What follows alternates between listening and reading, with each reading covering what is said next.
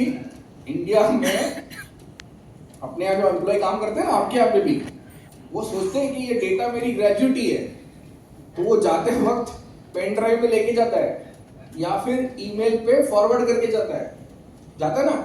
और आप लोग के यहाँ जाता ही है, हमारे यहाँ जाता है, लॉयर्स के यहाँ जाता है, सीए के जो इंटर्न होते हैं वो ड्राफ्ट सब लेके चले जाते हैं। और यह हमारी इतनी कॉमन प्रैक्टिस है कि हम केस करेंगे इस पे, ये बिलीव नहीं करते हो, ये तो मेरा हक है। So data theft is so common here, and but data is food to this AI. AI को क्या खाना है? एआई का डेटा। और वो डेटा आपके और मेरे बारे में जो है वो ऑलरेडी ये इनके पास जा चुका है बहुत सारा, और आगे जाते रहेंगे। ओके, सो मैंने आपको 2 क्राइम्स बताए, एक था स्टॉक मार्केट ऐप फ्रॉड। अच्छा, स्टॉक मार्केट ऐप फ्रॉड में एक और केस बताऊंगा। 25 करोड़ गवाए किसने? हिंदुस्तान यूनिलीवर की ex director, she is lady, single mother नहीं है, सिंगल लेडी है, उसके पास अपनी मम्मी डैडी रहते हैं, उन्होंने 25 करोड़ गवा दिए। इमेजिन करो, जब वो केस फाइल हुई ना, तो जो वहाँ के सीनियर पीआई थे बांद्रा साइबर पुलिस स्टेशन के, वो जब ये अपने जीप में बैठे थे, वो कुछ मोमेंट तक ऐसे ट्रांस में थे। 25 करोड़ गया, और सोच रहे थे, समझ रहे कि 25 करोड़ किसी ने किसी पे ट्रस्ट करके दे दिया, वो गया। सो this type of frauds, these type of huge crimes, cyber related crimes are happening using AI based technology. So this is called as stock market app fraud. ये जो app है वहाँ पे AI यूज हो जाता है। So I told you about stock market app fraud, I told you about digital arrest related fraud जो अभी सबसे ज़्यादा समाज में है। I'm going to tell you about remedies also. So I'm not only telling you about the ये कि ऐसा हुआ तो करोगे क्या करके। हाँ, मैं आ रहा हूँ उस पे, सब पे। पहले थोड़ा टाइप्स ऑफ बता दूँ तो आप लोग भी आपका टेक अवे अच्छा होगा, आपके क्लाइंट्स को, फैमिली मेंबर्स को। चार्टर्ड अकाउंटेंट्स भी बहुत लोग इसमें फंसे हैं, let me tell you, lawyers भी फंसे हैं, ये सब इसमें। सो जजेस फंसे, okay, so people are getting entangled in this kind of frauds. So ये टाइप है। Third obviously matrimonial frauds. Matrimony fraud में भी एआई यूज कर लेते हैं प्रोफाइलिंग के लिए।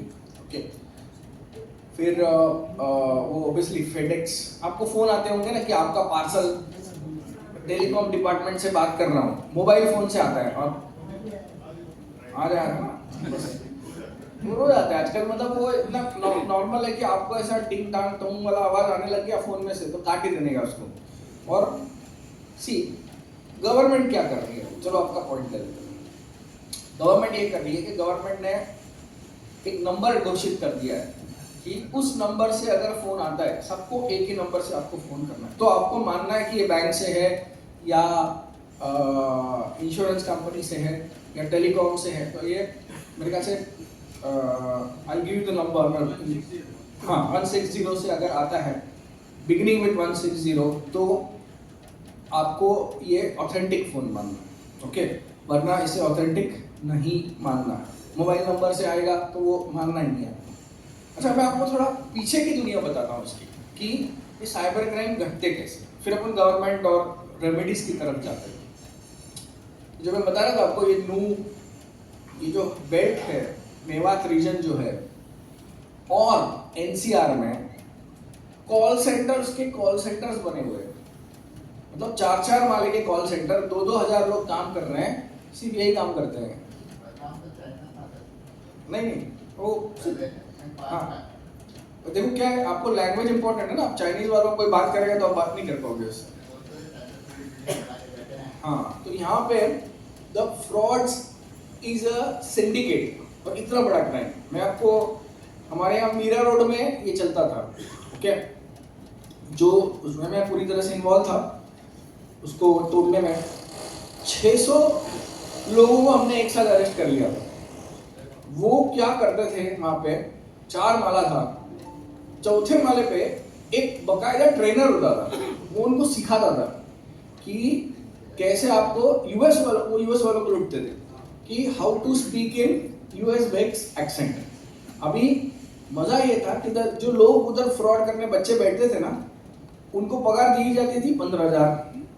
अच्छा, वो कौन थे? 8वीं 9वीं 10वीं फेल, उनको इंग्लिश आती है क्या? नहीं। उनके स्क्रीन पे हिंदी में लिख के दिया जाता था इंग्लिश अनुवाद, मतलब वो हिंदी में पढ़ते थे, इंग्लिश भाषा निकलती थी। ओके, मुंह से पढ़ते हिंदी में थे लेकिन इंग्लिश निकलती थी, ऐसा स्क्रिप्ट था। और उन्हें वो पढ़ाया जाता था बकायदा, how to defraud US people. और फिर हमने उन्हें ढूंढ निकाला, केस बनी उस पर। अभी अगर आप डॉक्यूमेंट पे देखते हो तो उस पर एक डॉक्यूमेंट्री भी बन चुकी है, और वो उसका पूरा जो तार है वो गुजरात तक चली गई थी, और गुजरात में तो 5,000 लोग काम करते थे, और पूरे और वो जो उसका मेन कल्प्रिट था, उसने इतना पैसा कमा लिया था कि उसने विराट की अपना फरारी खरीद ली थी, इतना पैसा उसके अंदर। So cyber crime is not done by one person, it's a complete syndicate now what we are investigating. वो पैसा चाइना जा रहा है, पैसा थाईलैंड जा रहा है, पैसा दुबई जा रहा है, so the money flow is also too much. Now what is the remedy? आपके साथ, आपके घर वालों के साथ अगर ऐसा कुछ फ्रॉड हो जाता है तो सबसे पहले क्या करना है? गोल्डन आवर होता है, 7-8 घंटा पहले शुरुआत किया, 7-8 घंटे, उसमें यू नीड टू कॉल 1930। बहुत सिंपल स्टेप है, 1930। आपके मोबाइल में आप उसको सेव भी करके रखो कि कुछ भी first thing what you need to do is 1930 पे फोन करेंगे। अभी 1930 किसी ने फोन किया और उसके इश्यूज है तो वो बाद में बात करेंगे। 1930 को आपको फोन करना है, या अगर नहीं लगता है वहां पे तो cybercrime.gov.in पे जाना है, cybercrime.gov.in, बहुत simple. But 1930 is very effective. वहां फोन करके आपको बैंक डिटेल्स देने जहां पे आपने पैसे ट्रांसफर किए, तो वो क्या कर देते हैं, उस बैंक टारगेट अकाउंट डिटेल्स को फ्रीज कर देते हैं। सो दे फ्रीज द बैंक अकाउंट सामने वाला। एक बार फ्रीज हो जाता है ना, उसके बाद नेक्स्ट स्टेप है, we can go to the court, file return of property and try to get the money back.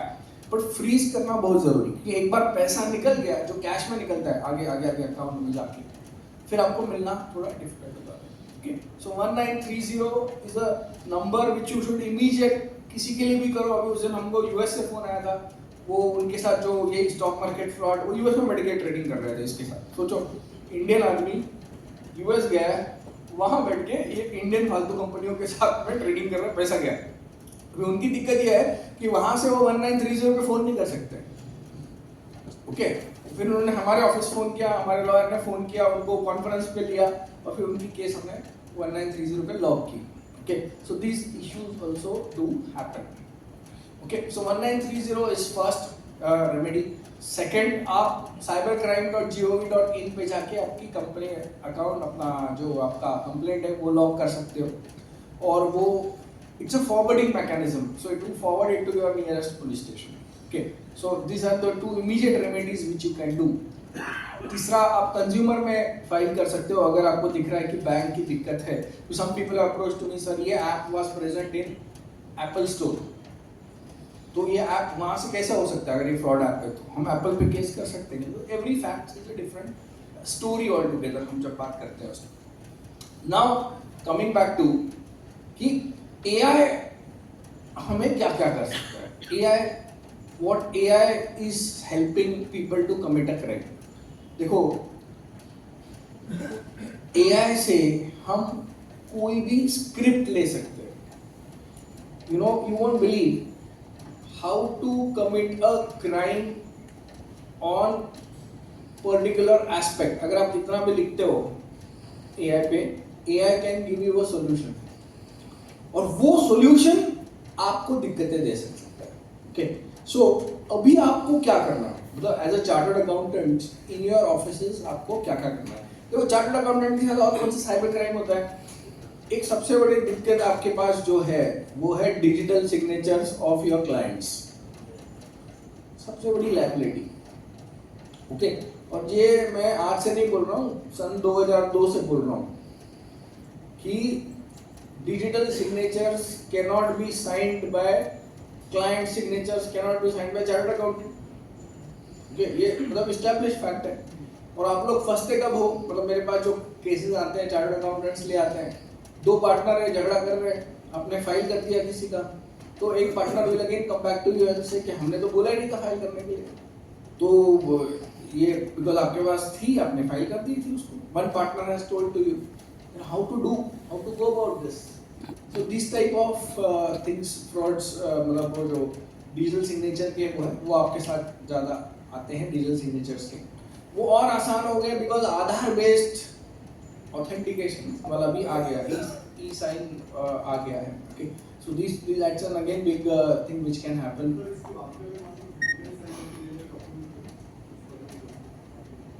हाँ बेस्ट, बाद में अगर आप फिजिकली लेते हो, आपने अगर ड्यू डिलिजेंस रखते हो ना तो कोई दिक्कत है नहीं, बट प्रॉब्लम क्या होता है, ड्यू डिलिजेंस रखते नहीं हो, आपका जो इंटर्न होता है वो कर लेता है, जो ये होता है वो हैंडल करता है, तो that becomes an issue.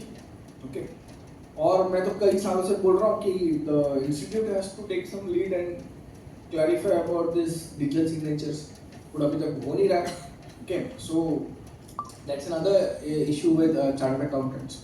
So anyways, आपको what a chartered accountant firm or a chartered accountant should do in the age of AI in his office.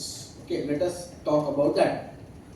Number one is कि आपको खुद को चैट जीपीटी से कुछ डॉक्यूमेंट बनाना जरूरी है, कुछ ड्राफ्ट्स जरूरी है। क्यों बनाना? आप बोले हम क्यों बनाएं? वो इसलिए बनाओ क्योंकि नेक्स्ट टाइम जब आपका इंटर्न जो है ना, उसको आप अगर काम देते हो और वो आउटपुट चैट जीपीटी वाला आपको लाके दे रहा है, तो आपको पता होगा कि ये चैट जीपीटी ने किया, इसने नहीं किया, बराबर? नहीं तो वो आपको बनाते रहेगा और फिर आपको क्लाइंट बिल में बोलेगा आपको बिल दूं या चैट जीपीटी को दूं, और आप क्लाइंट लूज करोगे। Getting a point what I am saying? Okay, मैं चैट जीपीटी को अकाउंट्स देके वो बैलेंस शीट बना सकता है, ये आप जान रहे हो, वो कर सकता है। अगर आपको दिखने लगा कि ये जो सडनली एक एवरेज सा दिखने वाला इंटर्न मस्त बैलेंस शीट बना के ला रहा है विदाउट एनी एरर, तो आपके दिमाग में ये आना चाहिए कहीं इसने चैट जीपीटी को लगाया नहीं, या कोई एआई तो लगाया नहीं इसमें। तो आज आप जाके ऑफिस में क्या करने वाले हो कि आपकी ऑफिस की एआई यूसेज पॉलिसी बनाओगे। Is it very clear what I am trying to से?